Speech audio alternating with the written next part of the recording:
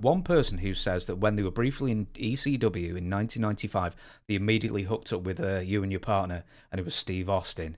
Memories of Steve Austin. Great guy. Great. He was so grounded. He wasn't even stone cold yet. He would come to my house and stay at my house. My house was maybe 10 blocks from the arena. So we would always go to my house first and we would, get lit, party up a little bit. And then we all would jump in the cars and 10 blocks down the road, there's the arena. How was he? So he wasn't like, big star, I'm from WCW, etc. He was just like, I'm one of the boys, I'm here to work. He was one of the Hollywood Blondes at the time. Yeah. And what happened was he was in, Steve, he had tore his tricep and they fired him. He tore his tricep in Japan, didn't even go back to work yet. And they called him on the phone and said, you're fired. So he was so pissed at Bischoff. He was just like, you motherfucker, you fired me.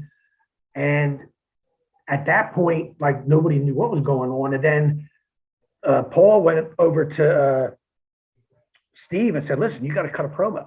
Okay, we need you to cut a good promo. We're going to let you roll with it and go off on anybody you want to go off on. He cut such a good promo on Eric Bischoff and killed him that Vince, right off the bat, as soon as Vince and Jim Ross saw that promo, that's when they called Steve Austin up immediately and said, well, you could come and do us. So, I mean, we had him for a little bit and then bang, he went right to WWF.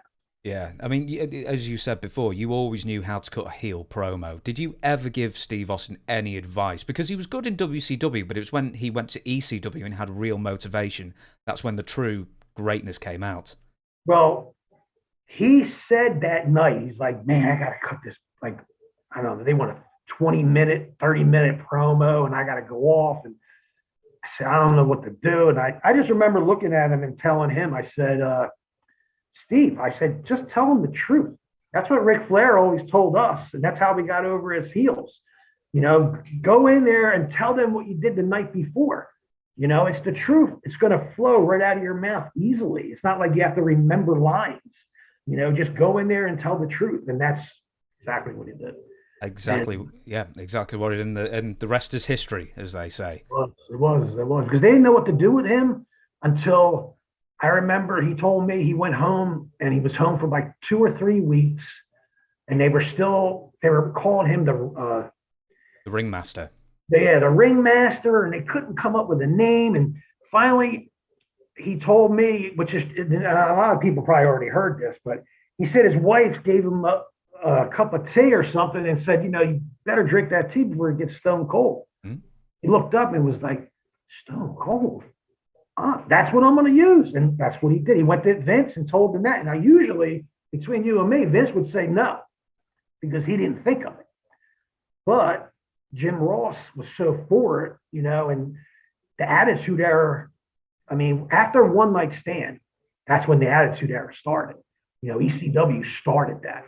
We made Vince change the way they worked over there, and Steve Austin was the top guy. Yeah, definitely. I mean, there was Steve Austin, there was Shane McMahon, who was a big fan. There was Vince Russo, who used to watch a lot of times. So a lot of ECW ideas were stolen and taken over to WWF and maybe refined. That's for people's own personal taste.